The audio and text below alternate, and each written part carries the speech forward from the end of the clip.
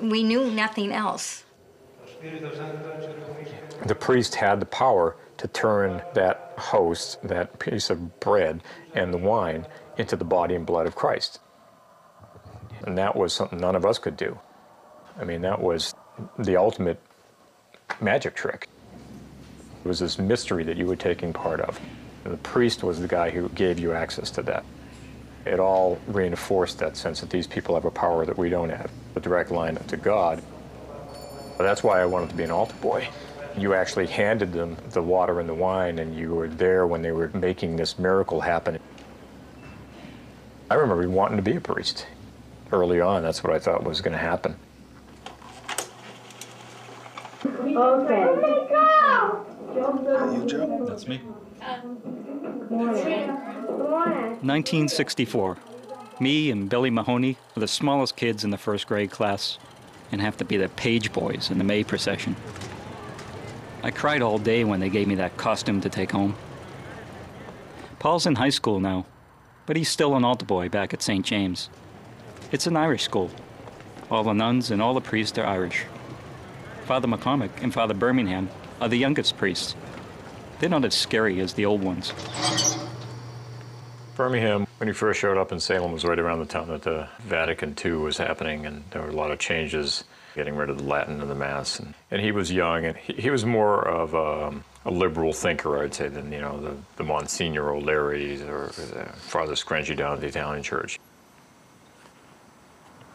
He was given charge of the altar boys.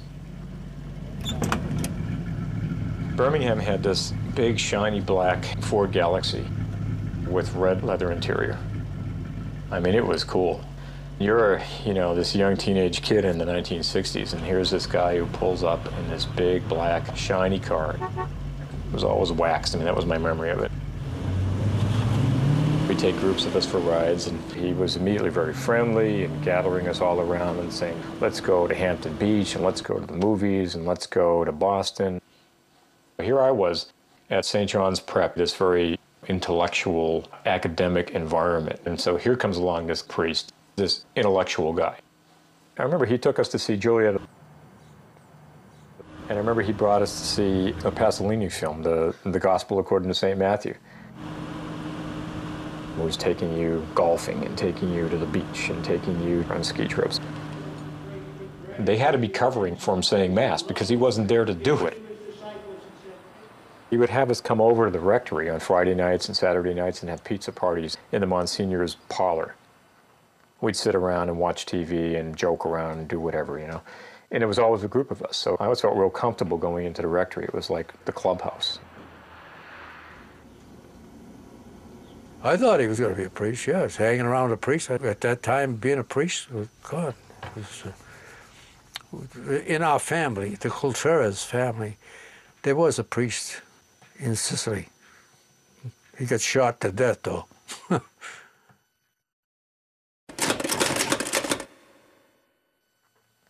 You know, growing up, I don't know how many times the word sex was actually mentioned in our house. It just wasn't part of our environment. Those things weren't talked about. 14 and a half. I was at a Catholic high school taught by Xaverian brothers. I was pretty shy. I went out with girls a couple of times, but certainly didn't have sex with them at that age. Meanwhile, you know, you're growing up and your hormones are kicking in and you're horny as crazy. Being as brainwashed as I was, I would actually tell him what I had done. Bless me, Father, I've sinned. It's been, you know, 1 week since my last confession. And I lied 2 times. I talked back to my mother. I jerked off 43 times. He cut right through all the other sins and went right to that one and said, well, we need to talk about that, and, you know, I'm going to give you forgiveness, but, you know, what I want you to do is come see me in the rectory. You walked in, and there was an office.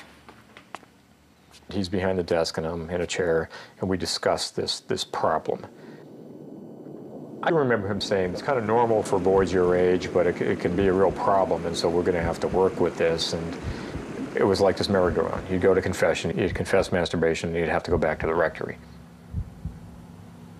By the 3rd time, I remember him standing up at the top of the stairs and saying, send Paul up.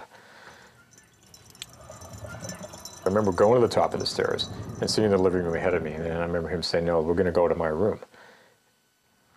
I looked around the room and all there was a bed and a bureau, you know, maybe a chair.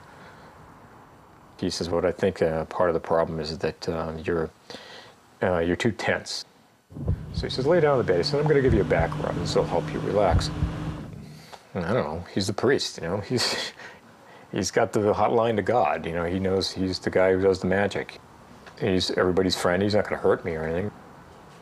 I remember him like rubbing my shoulders and then rubbing my back and then sort of sliding his hands under my shirt. And I thought, this is a little bit uncomfortable, but I still felt safe. I felt like, okay, you know, this is what I get for being a sinner. You know, he's trying to help me out. I believe it was like the second time that he tried the back rub routine on me, it progressed beyond that. He started to undress me and he started to, you know, touch my penis and he started, you know, having me touch him, and then, you know, he gets his clothes off and he gets in bed and he's naked and he's got me masturbating him. At that point, that's where the trauma kicks in and you think, I'm not here. I couldn't possibly be here. This couldn't possibly be happening. The reason I've come for this counseling is now the thing that he's having me do to him, and he's doing it to me. And I just remember kind of like staring at the ceiling. This was my first sexual experience.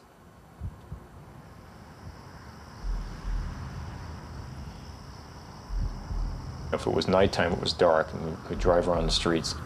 You know, I'll have me jerk him off in the car. He'd bring me down to the youth center. I remember down in the basement, and he would do it there. I only saw him once. He had a car, and he dropped Paul off in front of the house. I thought that was a beautiful thing, my son going out with a priest. We had no inkling what was going on. I wish I did. But that was beautiful. And then one weekend, I remember he took me away to go golfing, theoretically, down to the Cape. I remember this motel that he took me to. It was like overnight. And Mom and Dad just thought it was normal. They never would have imagined that this was going on. It just would never enter their consciousness. I thought it was a wonderful priest. Terrible what they did to my son. I always thought he was very, very quiet. Always very, very quiet, but I didn't think anything of it. Then when all that happened, then I came to. That's why he was so quiet, the poor kid. I remember him saying, you don't tell anybody about this, because this is between us and this is part of your penance and part of your counseling.